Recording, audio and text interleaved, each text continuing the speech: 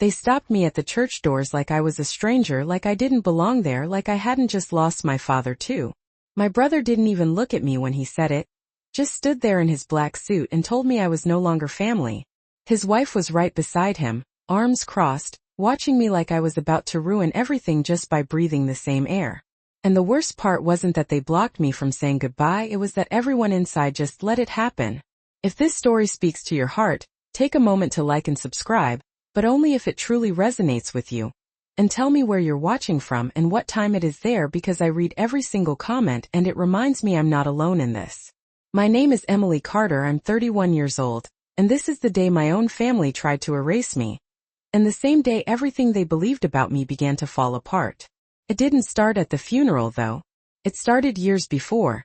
In a house where love was always conditional and silence was how we survived. Growing up, there were two versions of the Carter family, the one people saw and the one I lived in.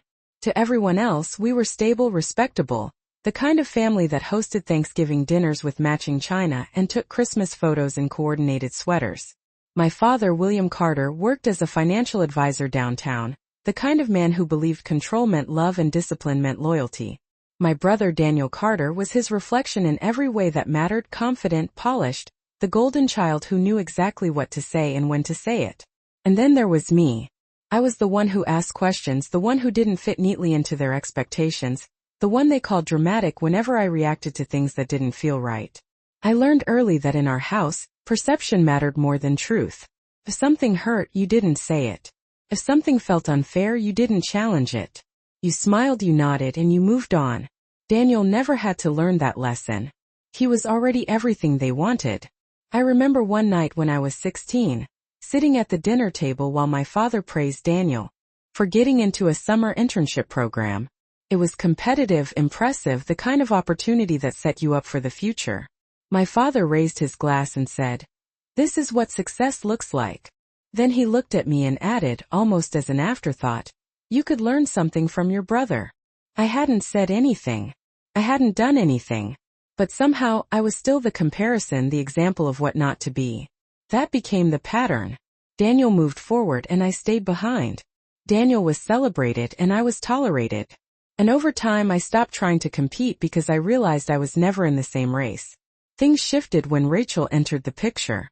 She met Daniel in his late 20s, and from the outside she was perfect, articulate, charming, the kind of woman who knew exactly how to position herself in any room.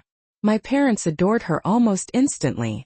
My father once said she brought balance into Daniel's life, which really meant she reinforced everything he already believed. But with me, Rachel was different. Subtle at first.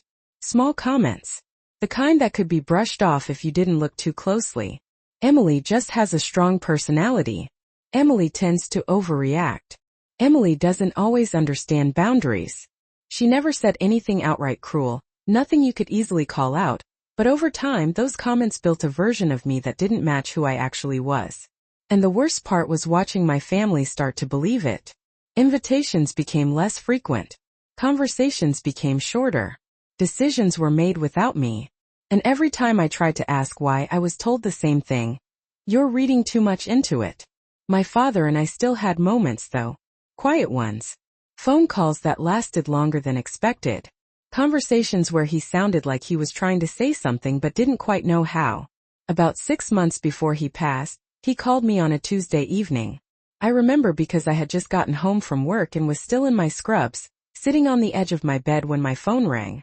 His voice sounded tired. Not weak, just heavy. We talked about nothing at first. Work, the weather, things that didn't matter. Then there was a pause. The kind that stretches longer than it should. "Emily," he said finally, "you always saw things differently." I didn't know how to respond to that.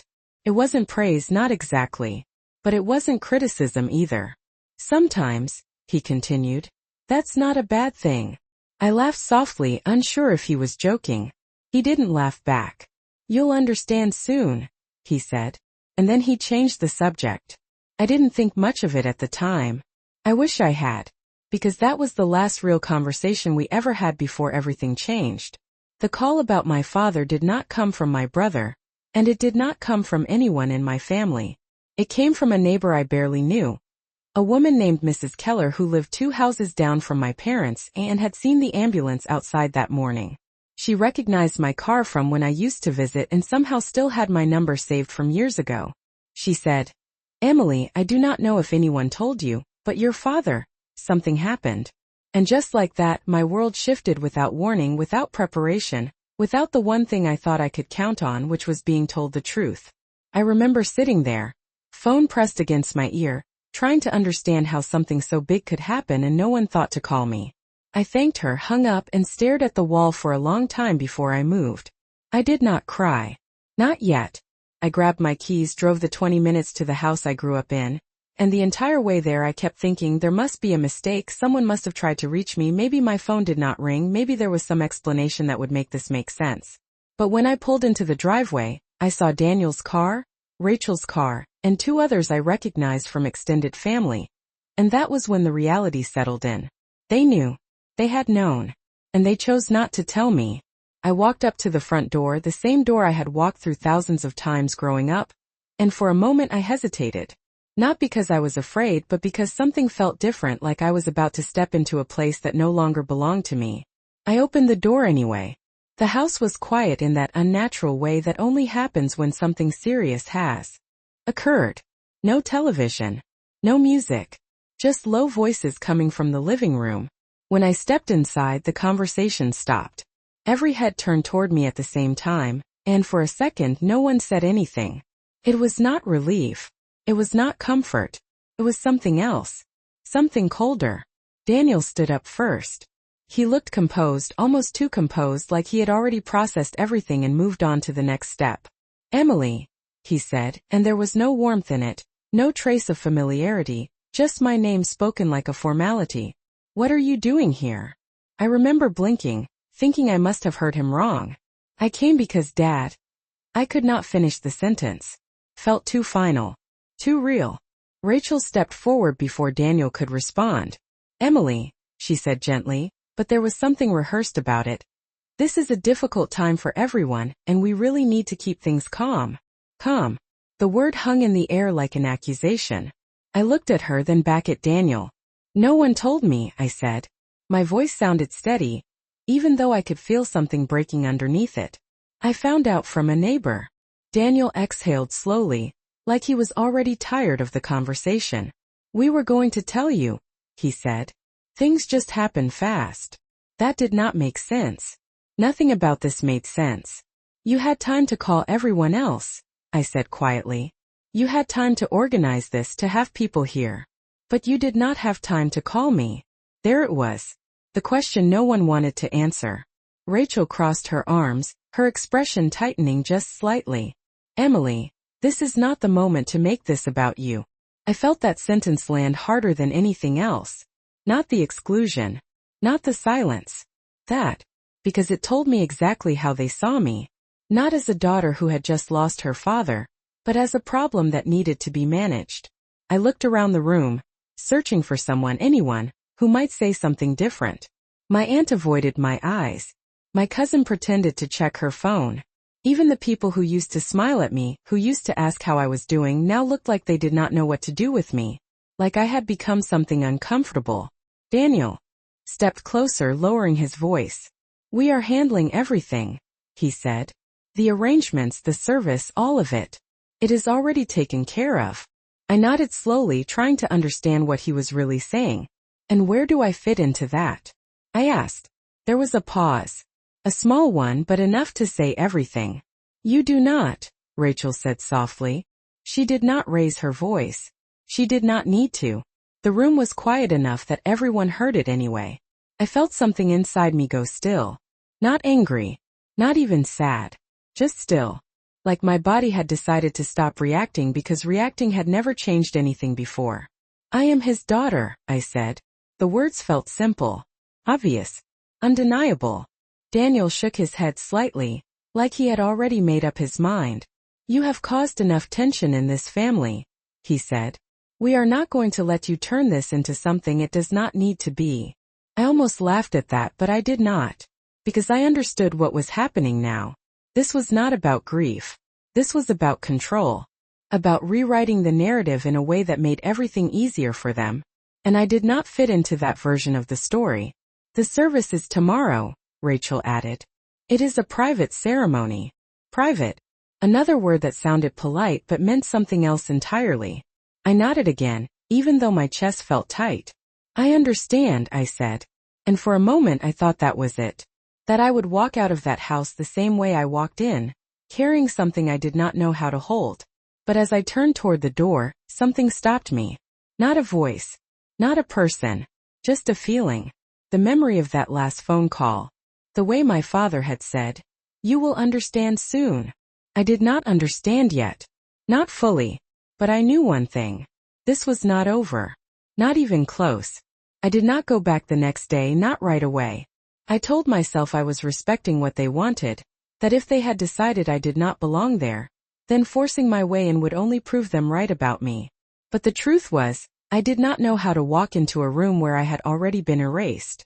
I spent that morning sitting in my apartment, still in the same clothes I had worn the night before, staring at my phone like it might ring, like someone might change their mind and tell me I should come.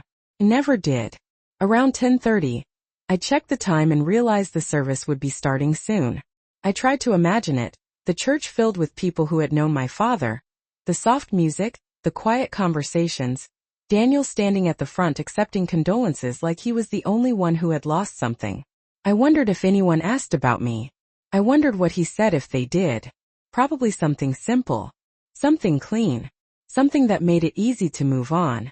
I did not cry. I just sat there, feeling that same stillness from the night before. Like my emotions had been placed on hold because there was no safe place for them to land. Around 11:15 I stood up without really thinking about it, grabbed my keys and walked out the door. I told myself I was not going to the service. I was just going to drive. Just to clear my head. But my hands knew the way before my mind caught up. 20 minutes later, I was parked across the street from the church. I stayed in the car at first. Watching. Waiting. People were already inside, the parking lot mostly full, a few late arrivals hurrying toward the entrance with that quiet urgency people have at funerals, like they do not want to be seen as disrespectful. I sat there with the engine off, the silence inside the car almost louder than anything outside. I told myself I would leave in 5 minutes. Just 5. But then I saw something that made me stay. It was Mrs. Keller. The same neighbor who had called me. She was walking toward the church slowly, holding onto the arm of another woman, her expression soft and heavy in that way people have when they are carrying someone else's grief. She paused near the entrance, looking around for a moment, and then her eyes landed on my car. She recognized me immediately. I could see it in the way her face changed, in the way she hesitated before walking over. I rolled down the window before she could knock. "Emily," she said quietly, "I was hoping you would come." Shook my head slightly. "I am not supposed to be here." The words sounded strange out loud, like they did not belong in a sentence about my own father. She frowned, not in confusion but in something closer to disbelief. "What do you mean you are not supposed to be here?" I hesitated, not because I did not want to tell her, but because saying it made it real in a way I was not ready for. "Daniel asked me not to come," I said finally. "He said it would be better if I stayed away." She stared at me for a moment, her expression shifting from confusion to something sharper. "That does not make any sense," she said. "Your father talked about you all the time." That caught me off guard. "He did?" I asked before I could stop myself. She nodded. "Every Sunday morning, he would be out front watering those plants of his, and if I walked by he would tell me about you. How proud he was of you. How you always saw things differently." I felt my chest tighten slightly, not in pain, just pressure, like something I had been holding back was starting to push forward. "He said that?" I asked again, quieter this time. "He did," she said. "And he said you understood him in ways others did not." I looked away, out toward the church doors, trying to process that, because it did not match the version of my father I had lived with for most of my life. Or maybe it did, just not the version everyone else saw. "You should come inside," she added gently. I shook my head again. "I cannot," I said. "It would cause problems." She studied me for a moment like she was deciding whether to push further. Then she sighed softly. Emily, I do not know what is happening in your family, but I do know this. Your father would not want you sitting out here alone. That sentence stayed with me. It did not solve anything. It did not change the situation. But it planted something. A question. What would he have wanted? Not what Daniel decided. Not what Rachel believed. Him. Mrs. Keller squeezed my hand lightly before stepping away, giving me one last look before heading toward the church. I watched her go, then looked back at the building. The doors were still open. People were still moving inside. And for the first time since all of this started, I felt something shift. Not anger. Not even sadness. Just a quiet certainty that there was more to this than I had been told. I did not know what it was yet. But I knew one thing for sure. Whatever my father meant when he said I would understand soon, it was about to happen. I sat there for another minute after Mrs. Keller walked away, my hands resting on the steering wheel, my eyes fixed on the open church doors like they were daring me to move. I could hear faint music drifting through the entrance, soft and slow. The kind of music that fills space without asking for attention. It made everything feel more real. Too real. I told myself again that I should leave. That walking in would only create exactly the kind of scene they expected from me. That I would be proving them right without even meaning to. But then I thought about what Mrs. Keller said. About how my father talked about me. About how he said I understood him. And for the first time I questioned something I had always accepted. Maybe I was not the problem they said I was. Maybe I had just been placed in that role because it made everything easier for them. I took a breath, reached for the door handle and stepped out of the car. The air felt colder than it had earlier. Or maybe I was just more aware of it now. Each step toward the church felt heavier than it should have. Like I was walking against something invisible. When I reached the entrance I paused just outside, standing to the side so I would not be immediately seen. I could see inside from where I stood. Rows of people seated quietly. The front lined with flowers. The casket positioned beneath soft lighting that made everything look almost unreal. Like a scene from a memory instead of something happening right now.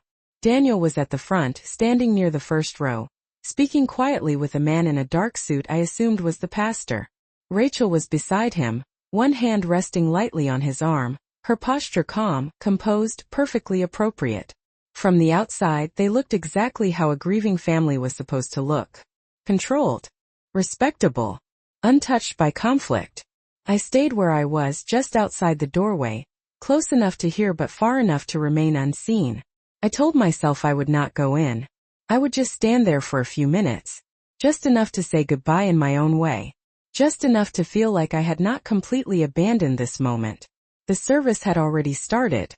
The pastor stepped forward, his voice steady and practiced, welcoming everyone, speaking about my father in a way that felt both familiar and distant at the same time. He talked about his work, his dedication, his presence in the community. He talked about the version of him that everyone else knew. I listened carefully, waiting for something that felt personal, something that felt like him to me. And then it came, but not in the way I expected. William was a man of structure, the pastor said. A man who believed deeply in order, in clarity, in making sure things were understood even after he was gone. I felt something shift at that. Not a full realization. Just a small movement like a piece of a puzzle sliding into place. The pastor continued speaking, moving through the service with the same calm rhythm, guiding everyone through memories and reflections. Daniel spoke next. He stood at the front, hands clasped, voice steady. He talked about responsibility, about legacy, about carrying forward what our father had built. It sounded practiced, not false but rehearsed, like he had already decided what this moment needed to be before it even happened. Rachel watched him with quiet approval, her expression soft, supportive, exactly what everyone expected to see. I stayed in my place, listening, observing, feeling more like an outsider than I ever had before. And then something changed. It was subtle at first. The pastor stepped forward again, holding a small piece of paper in his hand. I could not see it clearly from where I stood, but I could tell it was not part of the plan program. He cleared his throat slightly, his tone shifting just enough to catch attention. Before we conclude, he said, there is something that William asked me to share. The room grew quieter. Not dramatically, just enough for people to lean in to listen more closely. I felt my breath slow without meaning to. Daniel's posture changed slightly, just a small shift of his shoulders like he was not expecting this. Rachel's hand tightened on his arm, almost imperceptibly, but I saw it. The pastor looked down at the paper, then back up at the room. "This is a personal note," he said.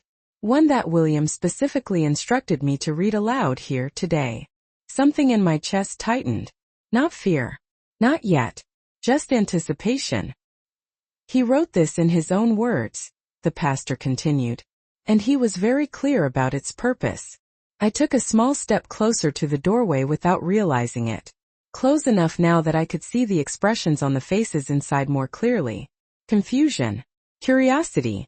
A few people shifting in their seats. The pastor unfolded the paper slowly, taking a moment before he began. And in that moment, everything felt suspended. Like time had paused just long enough for something to change. I did not know what he was about to say, but I knew with a certainty that settled deep in my chest, that whatever came next was going to matter. The pastor unfolded the paper slowly, like he understood the weight of what he was holding.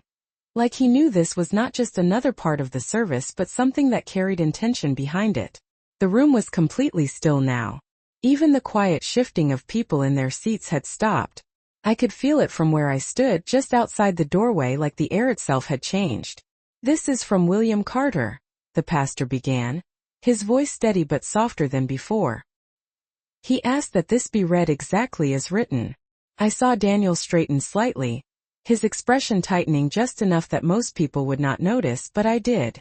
Rachel leaned closer to him, her eyes fixed on the paper, her calm slipping just a fraction. "If you are hearing this," the pastor continued, reading directly from the page, "then it means I am no longer there to explain things myself. And that is something I regret more than I can put into words." The sentence landed quietly, but it carried something heavier underneath it. Regret. That was not a word my father used often. "There are things in this family that were left unsaid for too long," the pastor read on. "Things I allowed to continue because it was easier than confronting them." I felt my chest tighten again, but this time it was different. Not anticipation. Recognition. "I spent years believing that order meant control," the pastor continued. "That if everything looked right from the outside, then it was right. But I was wrong." A murmur moved faintly through the room, subtle but present, like people were starting to realize this was not a typical farewell message. I took another small step closer without thinking, my hand resting lightly against the doorframe now. "To my family," the pastor read, "I want to say this clearly. Not everything you believed about Emily is true." The words hit like a shift in gravity. Not loud, not dramatic, but undeniable. I saw Daniel's head turn slightly, his jaw tightening. Rachel's hand dropped from his arm, her posture stiffening as if she had not expected this direction at all. Inside the room, a few people glanced at each other, confusion spreading quietly from one row to the next. The pastor paused briefly, just enough to let the words settle before continuing. "I did not always defend her when I should have," he read. "And for that I am sorry." I swallowed hard, my throat suddenly tight in a way I could not control. I had never heard my father say those words. Not to me. Not about me. "Emily," the pastor said, reading more deliberately now, "if you are there, I need you to listen carefully." My breath caught. For a second everything else faded. The room, the people, the sound. It all narrowed down to that one sentence. "If you are there." I did not move. I could not. But I felt every eye in that room shift, searching, scanning, wondering. "There is something only you can do," the pastor continued. "Something I have trusted you with, even if you do not know it yet." I heard someone whisper quietly a few rows inside. I could not make out the words, but I could feel the tension building, stretching across the room like something about to snap. Daniel turned fully now, his eyes moving toward the entrance, toward me, though I was still partially hidden by the doorframe. Rachel followed his gaze, her expression no longer controlled, no longer composed, just uncertain. "In my study," the pastor read, "there is a box. It is not labeled. It is not obvious. But you will know it when you see it." My mind raced, trying to place what he was talking about, trying to remember every detail of that room, every drawer, every shelf, every corner I had ever seen. Inside that box is everything that needs to be understood, the pastor continued. Everything that explains what has been hidden, what has been assumed, and what has been misunderstood. The room was completely silent now. No shifting. No whispers. Just the sound of the pastor's voice and the weight of each word landing exactly where it needed to. I am asking you, he read, and only you to handle this. The phrase echoed in my mind. Only you. Not Daniel. Not anyone else. Me. Do not let anyone else take this from you, the pastor continued. And do not let anyone convince you that you are not meant to do this. I felt something rise in my chest then, something I had not felt in a long time. Not anger. Not pain. Something steadier. Stronger. Like a piece of myself I had buried was starting to surface again. You have always seen what others missed, the pastor read. And now it matters. He lowered the paper slightly, the room still frozen in place. That is the end of the note, he said quietly. No one moved. No one spoke. For a moment, it felt like the entire room had forgotten how to react. And then slowly all at once everything changed. Heads turned. Eyes searched. And for the first time since I had been standing there, hidden just outside the door, I realized something with absolute clarity. They were not looking past me anymore. They were looking for me. For a moment no one moved. It was like the entire room had been paused mid-breath, suspended between what they thought they knew and what they had just heard. I stayed where I was, just outside the doorway, my hand still resting against the frame. My body half hidden but no longer invisible. Because now they were looking. Not past me.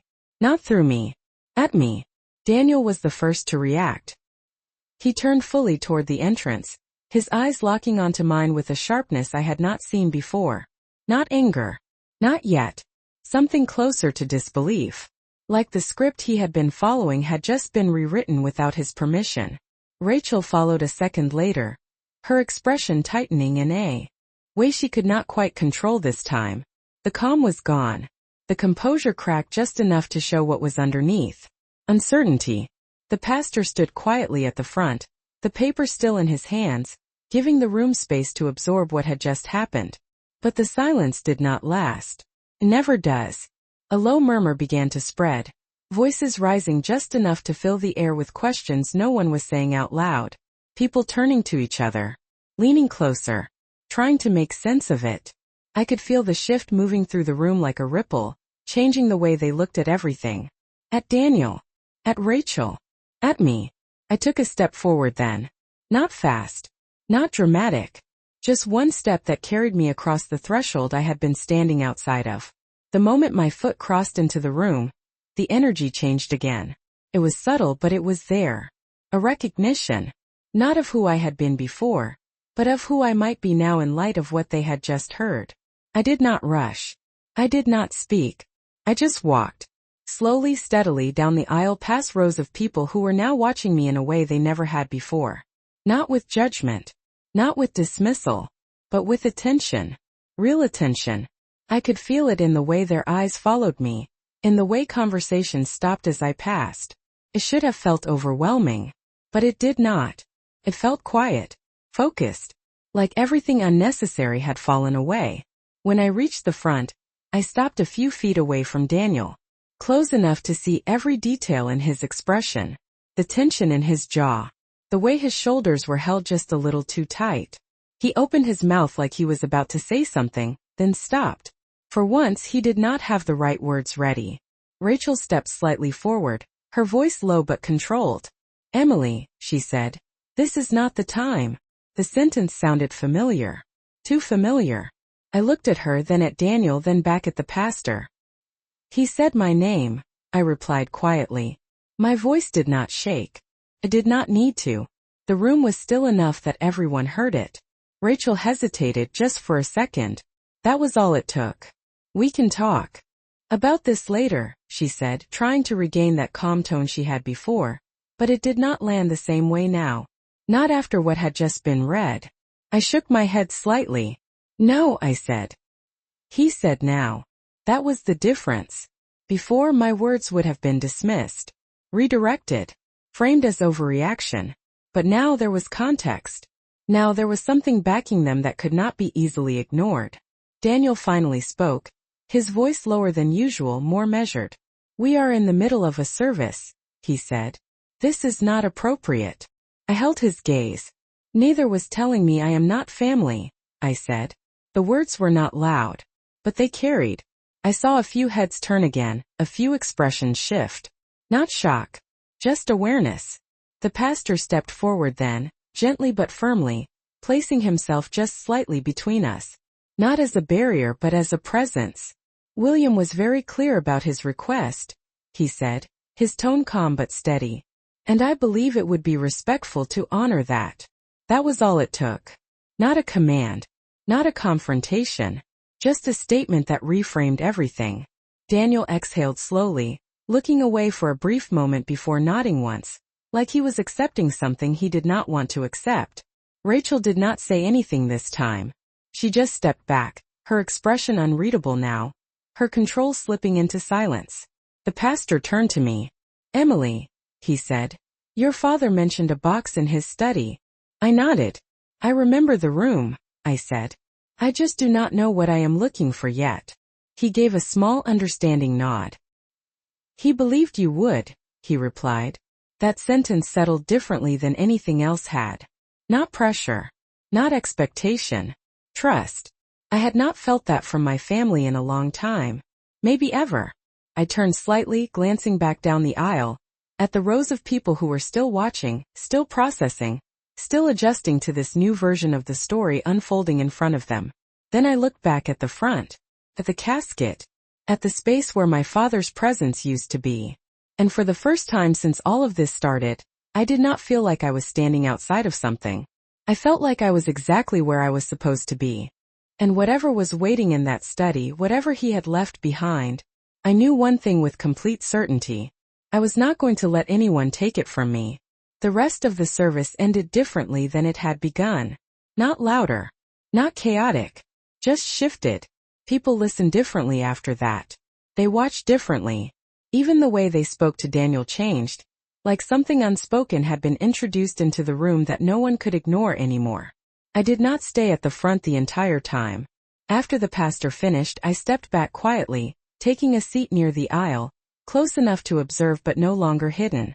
No one asked me to leave. No one stopped me. That alone felt like a change. When the service concluded, people stood slowly, conversations beginning again in low voices, but now there was a different tone underneath them. Curiosity. Speculation. I caught fragments as people passed by. "Did you hear that part?" I did not know there was. Why would he say only her? No one said it directly to me. Not yet. But I could feel it building. Daniel remained near the front, shaking hands, accepting condolences, but his focus was different now. Divided. Distracted. His eyes kept moving, scanning the room, landing on me more than once before shifting away again. Rachel stayed close to him, but she was quieter than before. Watching more than speaking. Calculating. When the crowd began to thin, I stood up. Not quickly. Not hesitantly. Just with intention. I knew where I was going. The house. The study. The box. Daniel saw me move. I could tell by the way his posture changed, by the way he excused himself mid-conversation and stepped toward me before I could reach the exit. "Emily," he said, his voice low enough that only I could hear. "We need to talk before you go anywhere." I stopped, turning to face him fully. There was no audience now. No room full of people to influence how he spoke. Just us. "About what?" I asked. He hesitated just for a second, like he was choosing his words carefully. "About what was just said," he replied. "About what you think it means." I held his gaze. "I do not think anything," I said. He was very clear. That landed. I could see it in the way his jaw tightened again, in the way his shoulders squared slightly. "You are reading too much into this," he said, and there it was. The same line. The same pattern. But it did not hold the same weight anymore. "No," I said quietly. "I am reading exactly what was said." Rachel stepped in then, her tone smoother, more controlled. "Emily, your father was under a lot of stress before he passed," she said. "Sometimes people say things that are not meant to be taken literally." I looked at her. really looked at her, and for the first time I saw something I had missed before. Not confidence. Not certainty. Fear. Small but there. He wrote it down, I said. And he made sure it would be read here. Today. That is not accidental. Neither of them responded immediately. That silence told me more than anything they could have said. Where are you going? Daniel asked finally. I did not hesitate. Home, I said. His home. The word hung between us. His home. Not yours. Not ours. His. Daniel exhaled slowly, like he was trying to keep control of something that was starting to slip. We should handle this together, he said. As a family. I almost smiled at that, but I did not. You told me I was not family, I reminded him. His expression flickered just briefly, like he had not expected me to say it back so directly. Rachel stepped closer again, her voice softer now, almost persuasive. That was not what we meant, she said. Things were emotional. People say things they do not mean. I held her gaze for a moment, then shook my head slightly. No, I said. You meant it. And that is fine. But this is not something you get to take back now because it is inconvenient. That word landed exactly where I intended it to. Inconvenient. Because that was what this was for them. Not painful. Not confusing. Just something that disrupted the version of events they had already decided on. Daniel's voice dropped lower. You do not even know what you are looking for, he said. You could misinterpret something important. I took a small step closer, closing the space between us just enough to make my next words clear. Then I will figure it out, I said. Like I always have. He did not respond to that. Not right away. And in that pause I realized something that changed the way I saw him. For the first time he was not in control of the outcome. He could try to influence it, redirect it, but he could not stop it. Not without making it obvious. Not with everything that had just been said in front of everyone. I turned then, not waiting for permission, not waiting for agreement, and walked toward the exit. No one blocked me this time. No one told me to stop. The doors opened easily, the same doors that had felt like a barrier just hours earlier. Outside the air felt different. Lighter somehow, even though nothing about the situation had actually been resolved yet. I walked to my car, my steps steady, my mind focused on one thing. The study. The box. The truth my father believed I needed to see. I did not know exactly what I would find when I got there. I did not know how much it would change. But I knew this. Whatever was waiting in that room was the reason he chose me. And I was not going to turn away from it now. I drove straight there without stopping, the route so familiar I did not need directions. Every turn ingrained from years of coming and going, of leaving and returning, of trying to belong to a place that never fully felt like mine. The house looked the same when I pulled into the driveway. White siding. Clean windows. The same trimmed bushes lining the walkway like nothing had changed. But everything had. I sat in the car for a moment, engine still running, hands resting on the steering wheel, just taking it in. This house had held every version of me. The child who tried to be good enough. The teenager who learned to stay quiet. The adult who slowly stopped coming back. And now I was here again, not as a guest, not as someone asking to be included, but because I had been asked to come. That felt different. I turned off the engine, stepped out and walked toward the front door. It was unlocked. Of course it was. People had been in and out all morning, preparing, gathering, leaving. I pushed it open slowly, the familiar creak echoing softly through the quiet house. It was empty now. No voices. No movement. Just stillness. The kind that settles. And after something has ended but before anything new has begun. I stepped inside, closing the door behind me, and stood there for a second, letting the silence settle around me. The living room looked untouched, like everyone had left in a hurry. A few cups on the table. A folded jacket draped over a chair. Small signs of presence without anyone actually there. I moved past it without stopping. I already knew where I was going. The study was at the end of the hallway, a room I had rarely been invited into growing up. It was my father's space. His rules. His order. The door was closed. I paused in front of it, my hand hovering just above the handle. For a moment I hesitated. Not out of fear but out of something else. Respect maybe. Or the weight of what I knew was waiting on the other side. Then I turned the handle and pushed the door open. The room smelled the same. Faintly of paper and wood polish. Clean, structured, intentional. Everything was exactly where it should be. The desk centered against the far wall. Shelves lined with neatly organized files. A chair pushed in precisely, like it had been placed there with purpose and left that way. I stepped inside slowly, closing the door behind me. This was the place he controlled everything. Every decision. Every detail. And now, somehow, I was the one standing here being asked to find something he had hidden. You will know it when you see it. His words echoed in my mind. I looked around the room carefully, not rushing, not assuming. If there was one thing I had learned about my father, it was that nothing he did was random. If he said I would recognize it, then it meant something about it would stand out. Not because it was obvious, but because it was different. I started with the desk, opening drawers one by one, scanning through neatly arranged documents, pens aligned perfectly, nothing out of place. It was exactly what I expected. Organized, predictable, controlled, but nothing felt like what he described. I moved to the shelves next. Rows of labeled folders, tax records, client files, financial reports. Everything categorized, everything accounted for. I ran my fingers lightly along the edges, pulling a few out, flipping through them quickly, but it was all the same. Order. Structure. No hidden meaning. I stepped back, taking in the entire room again. If it was not in plain sight, then it was somewhere that required intention. Somewhere only someone who understood him would think to look. That thought made me pause. Because for the first time I considered something I had not allowed myself to believe before. Maybe I did understand him. Not in the way Daniel did. Not in the way that made things easy or predictable. But in a different way. The way he had hinted at. The way he had trusted. I looked toward the corner of the room, where a small cabinet stood beneath a window. It was not part of the main setup. Not as polished. Not as prominently placed. Just there. Easy to overlook. I walked over slowly, crouching slightly as I opened the cabinet door. Inside were a few old boxes, stacked neatly but not labeled. My breath slowed. This felt closer. I reached in and pulled one out, setting it carefully on the floor in front of me. It was plain. No markings.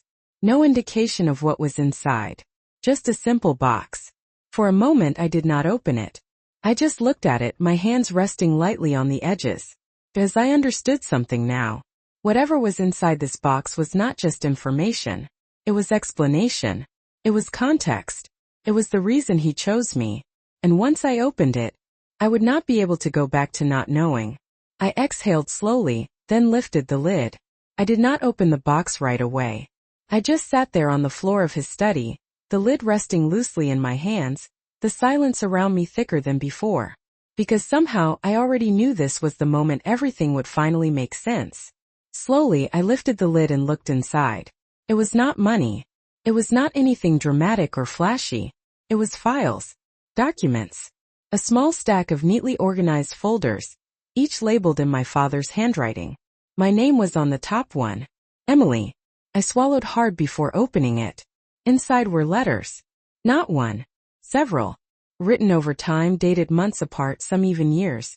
I picked up the first one and unfolded it carefully. His handwriting was the same as I remembered. Steady. Intentional.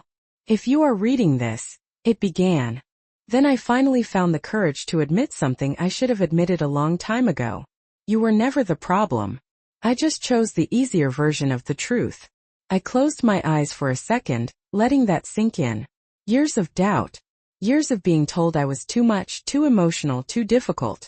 And here it was, in his own words. Not dramatic. Not defensive. Just honest. I kept reading. He wrote about the way the family dynamic had shifted after Rachel came into our lives. About how small comments turned into assumptions and assumptions turned into decisions. About how he saw it happening but convinced himself it was harmless. Easier than confrontation. Easier than choosing sides. And in doing that he chose silence. And that silence cost me everything. The next folder contained documents. Financial records. Property ownership papers. Legal notes. I did not understand all of it at first, but one thing became clear very quickly. The house. The accounts. The decisions Daniel thought he controlled, they were not finalized. My father had set everything up in a way that required one final step. One signature. Mine.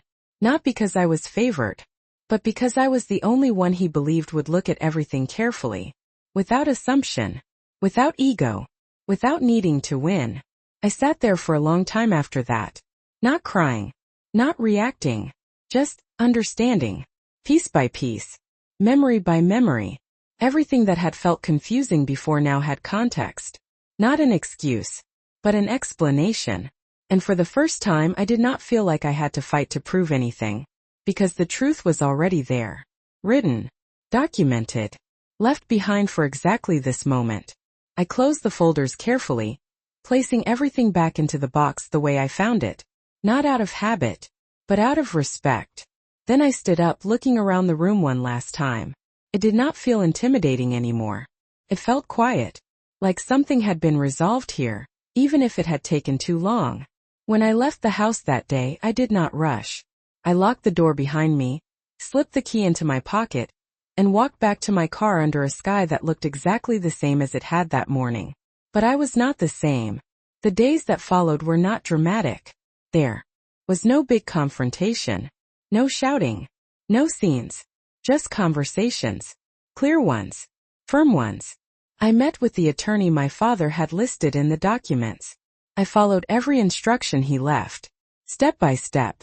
Daniel tried at first to challenge it, to question it. But there was nothing to argue with.